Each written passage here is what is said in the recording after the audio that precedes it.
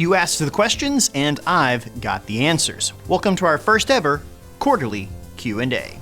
You submitted a whole list of questions for me to look at, and from among them, some were good, some were bad, and some were just weird. But what else would I expect from this channel? The first questions are going to come directly from the channel's Patreons, because let's be honest, they're paying for special treatment, and there's no amount of skin I can show them to make that subscription worthwhile. Christopher Ogg asks, what is your perfect Total War that hasn't been done, and the Total War you would most like to see done again in your perfect vision? I do not have perfect vision, I actually have pretty cruddy vision.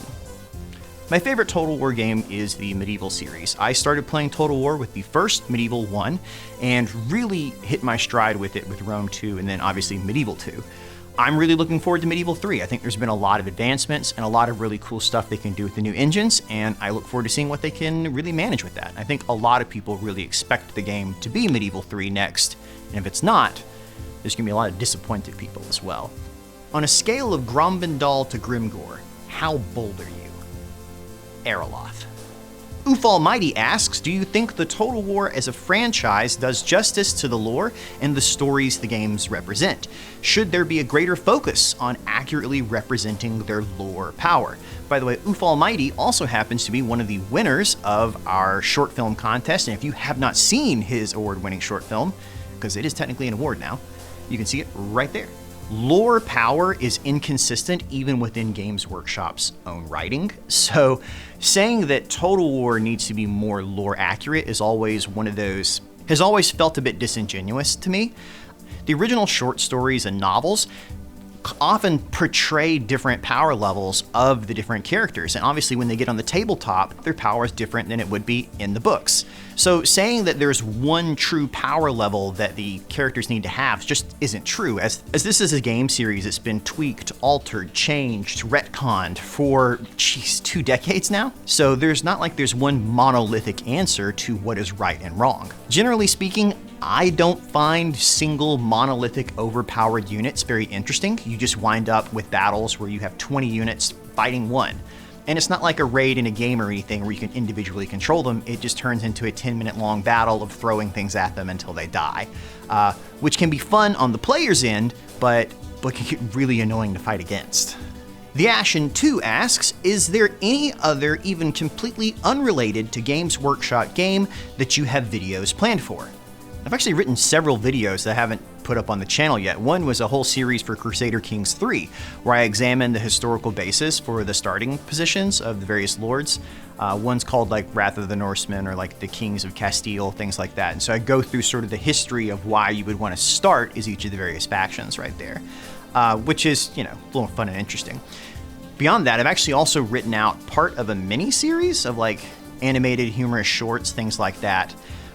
Games coverage, I tend to try and keep it related to historical games. There's one called Medieval Dynasty. Even though I don't cover them on the channel, there's a lot that I kind of track in the background.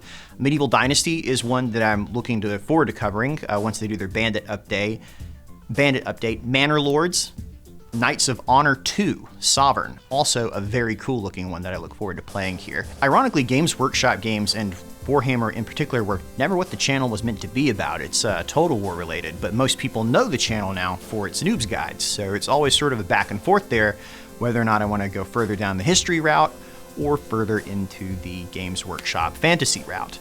David Shavaria asks, have you ever gone into Warhammer 40k lore? And if so, what's your favorite faction from 40k? Over the Christmas break, I looked into a bit of the 40k lore for the first time as I went into a Games Workshop shop for the first time and saw the huge amounts of miniatures on the walls and knew nothing about it. And so I wanted to start educating myself for it. I fully expect that at some point we'll get a Total War 40k, and I look forward to going into the lore, because yet again, there's just so much of it. To use a comparison for most North Americans who are not as familiar with Games Workshop, it's StarCraft. Like, StarCraft ripped off 40k something terrible when they made that game.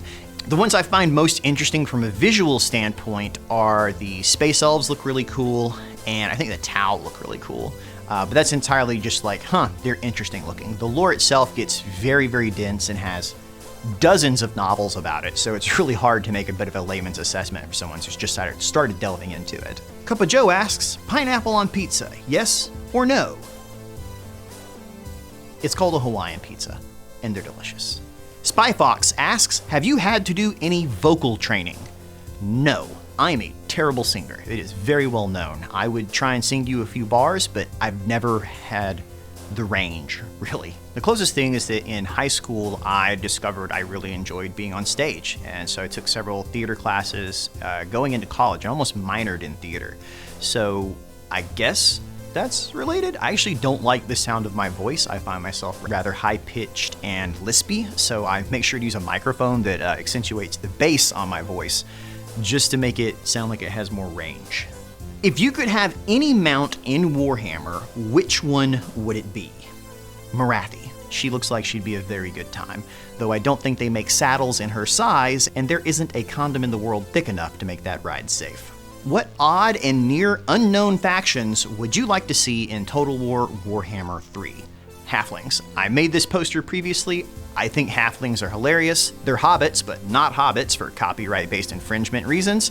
They ride around on roosters, they attack you with pots and pans, and their siege weapon is a giant flying cooking pot. Everything about that is fun and goofy, and there's not enough lightheartedness in Warhammer. The game itself can be a little grimdark, and they are grimdark humor. And I don't think that Creative Assembly's really explored that sort of humorous aspect built into the game yet. Will you be able to do a cultural analysis of Kingdom Hearts minus all things Disney? No. Not only no, but hell no. That game's lore is so deep and tense and convoluted, I cannot begin to wrap my head around it. The whole thing was originally envisioned as a way to sell Disney products and Final Fantasy characters at the same time, and then somewhere along the way, it forgot that it was basically a marketing and toy machine and decided to create its own world. I have played the games and still don't know what the hell is happening half the time. Will you ever try Stalker or Metro games? I played the very first Stalker way back in the early 2000s. It was fun. Having said that, like the Fallout series, I don't like post-apocalyptic games. My background is actually in anthropology, and one of the things that really annoys the snot out of me is that whenever you have games like this, humans always seem to stop advancing. End of the world happens, and then everybody just lives in squalor for the next 1,000 years, pretending, clinging to the remnants of the old world. Human beings are amazingly resilient, and whenever there's a disaster, sure, things may go wrong for a little bit, but there's always advancement, there's always change, and it never looks the same. So the idea that, in Fallout, we're hundreds of years later, and people still listen to 1950s music and dress like extras from Mad Max is just ridiculous. Gaming Rambles asks, do you make your own thumbnails and how much work goes into them? Yes, and a hell of a lot. How would you fix or rework the Beastmen? This deserves its own video, and I'm going to give it its own video. I have a speculation video coming out sometime probably next month, going over what I think is going to be in the Beastmen rework, similar to what I did with the Wood Elves. And it really requires a deep dive in for me to really get the mechanics down and understand not only how to fix the Beastmen, but what's wrong with them to begin with. And it's not a simple answer. A lot of people have made campaigns already that sort of fix the Beastmen to varying degrees. The real question should be not how to fix them, but how to make them fun. Do you plan on keeping the Noobs Guides going when Total War Warhammer 3 gets released, and which faction would you like to do a guide on first?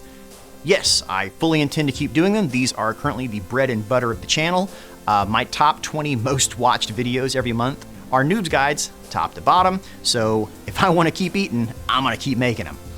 I think the Ogre Kingdoms look really cool visually, so I want to see what happens with those guys. I want to see specifically how the Noblars and the Hobgoblins kind of get brought in. I want to see if that really gets doubled down on. Will this video be filled with sexual innuendos? I don't know. Will it? Are you really a teacher? For 10 years, I have taught audio, visual technology, and film, teaching high schoolers how to make videos just like this one. And the growth of this channel has been a great way of showing them just how much you can accomplish with a little bit of editing skill and a bit of humor. But this year also marks a change for me. Because I've been spending so much time doing this with you guys, I decided not to renew my contract this year. So as of the summer, I will be full-time freelance video, doing local work around me, but mostly making videos here. Where do babies come from? I'll tell your mother tonight.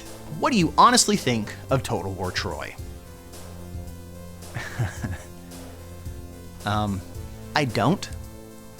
I don't think about Troy. I don't think about it ever. It came out, and even when it was first announced, I said I'm not sure who this game is for. It's not a deep historical Bronze Age game. It's not a fantasy game like Age of Mythology. And if you look on Reddit, you can see it never really found an audience. Sure, it was free and a lot of people picked it up, but nobody really talks about it. The latest DLC for Ajax and Diomedes just came out. Nobody covered it. It's just not something anyone's particularly interested in. There's nothing really wrong with the game mechanically. It's fine. It plays well. It's just, it didn't really tickle any fancies. You know, it works. Everything works like it's supposed to. It just doesn't seem to capture the spirit and ferocity of the Trojan War. When you take the gods and the fantasy out of the story, it really removes a lot of the fun and mystery. A good counterpoint is a recent novel by Madeline Miller called The Song of Achilles. It's fantastic, and it doubles down on that lore and goes all in on it. And because of that, you feel this epic sense of scale and wonder that everyone initially connected with. So the idea of ditching the gods and the mythology and telling the true story behind it because you know how to tell a better story is somewhat conceited. What's your favorite historical event or figure that nobody knows about and why? Harold Godwinson. Most people know about the Norman Conquest and William the Conqueror. I am fascinated by the story of the guy that lost. I have written an entire screenplay about it, and I'm actually working to turn that into a novel now because I've enjoyed the process of creating that character and finding out who this person was so much. The idea that someone who's willing to put their life on the line for what eventually becomes a losing battle, but even then never backs down. Extraordinarily fascinating person in history, a person who was not of royal lineage or not of royal blood, who still managed to climb to the top of power during the Viking Age, and yet still is nearly forgotten to history or is just portrayed as a villain. I love your no BS approach to a lot of the storytelling in lore in Warhammer. How does your approach help or inhibit your growth in and as part of the community? I don't know. Weirdly enough, the channel, since I started pointing these out, obviously the channel has exploded in growth, and it's been really interesting to me. I personally approach Warhammer like I approach history. It's a document, right? It's written by people. It's not something that is unknowable. Human beings crafted this and they changed their mind. And it's interesting that so many of the channels take the lore as gospel. It's like that classic question, who would win in a fight, Goku or Superman? Well, it depends who's writing the story at the time. Have you played Warcraft by any chance?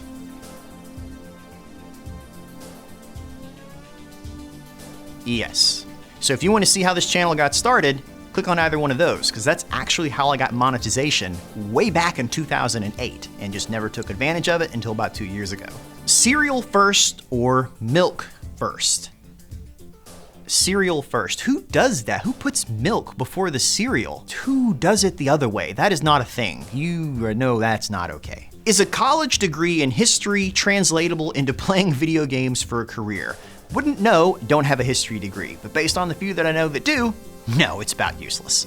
I started off with a bachelor's in archaeology, specializing in anthropology. I've actually been on an archaeological dig for 6 weeks out in New Mexico, and realized that most of the information that's dug up never gets back out to the general public, and most people were getting their information from television.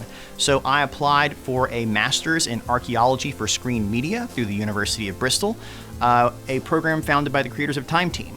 And in that program, the entire concept was learning to take history, take research, and then translate it into watchable material that people like yourself want to actually enjoy and consume. And then I couldn't find a job doing that. And after years of doing other work, I really wanted to come back and try something new and use that degree, which is how this channel got restarted again. Why is your channel logo Colonel Sanders in a Hawaiian shirt? It's one of life's great mysteries. Why do you like Thrones of Britannia so much? It's a throwback to the older style of games. It really cuts out a lot of the unnecessary fluff that's been added in future Total War titles that isn't fun and just feels like busy work. It wanted to do something radically different, and I appreciated that about the Saga series. I liked the idea that the Saga series was going to be tiny little flashpoints in history, sort of like Age of Charlemagne. When they first announced it, I thought we were going to be getting new $30 big DLCs every 6 months, and that excited me. Instead, it's turned into like every other year we get a big kind of mediocre game, which isn't fun for anyone. I am a sucker for the Viking era. My master's was on depictions of early medieval combat on film, and so I love anything that really taps into that Viking early medieval age like that. And Thrones did a good job with the combat. The things that held it back are a lack of navigable rivers and the controversy surrounding the raiding stance. A lot of the negativity for Thrones of Britannia actually had nothing to do with the game at launch and had to do with other surrounding YouTube influencer drama. And if you go look at the comments now, you'll see that most people actually find it a very fun game to play. How many bestiality references will there be in a Noobs Guide for a Beastman legendary lord? Not as many as you would think. I have to work very hard to find jokes that are not expected. No one expects the Spanish Inquisition to drop in through the side of the room, and that's what makes it funny. So if I start off with, and then a Beastman jumps out of a bush and humps someone, there's no really else to go with that, right? You saw that coming. The same thing happened in the Sisters of Twilight video. Everyone wanted me to make What Elf Vietnam jokes because of existing memes. Well, you've already been there. You've laughed at that. When you come to me, you're looking for something different. You're looking for something special. A little special sauce. How are you, like, in general? What is your current situation in life, and how do you evaluate it? Would you rather be at another point in your life, or is everything just right where it is? When you take your eyes off the screen and let them wander across the room you're in, how do you answer the question, am I well? Yeah, doing pretty good, actually. The decision to transition to video full-time is one that's been weighing really heavily on me the last year, but it's put me in a good space. I had a lot of anger from not being able to use the degree that I had gotten and not find a way to reach people when I was younger, and it was really impacting my life. And so finding YouTube as an outlet and a way to begin speaking to the world and sharing these stories I care about so much really did change my life for the better. And I think most people in my life would tell you the same thing, that I'm a better person for it. Weirder probably, but what are you gonna do? Who does your hair? Nobody. That's why it looks like this. I needed a haircut back last March when the pandemic hit, and then all the barbershops shut down. And when they opened back up again, my hair was long enough I could pull back in a ponytail. And I was like, well, you know what? I always wanted a ponytail. And so I've been rocking that now, because, you know, I'm going bald, right? You can see I'm going bald right here. And so I just kind of, comb it back like that, and I can pretend I'm not going bald for at least another, year or something, or until I get sick of this. This hair is really hot. But I did shampoo it this morning because I thought I'd be on camera, and it makes it look nice. What do you like the most about being able to talk and express yourself, your interests and passions through your YouTube channel? No, that was it.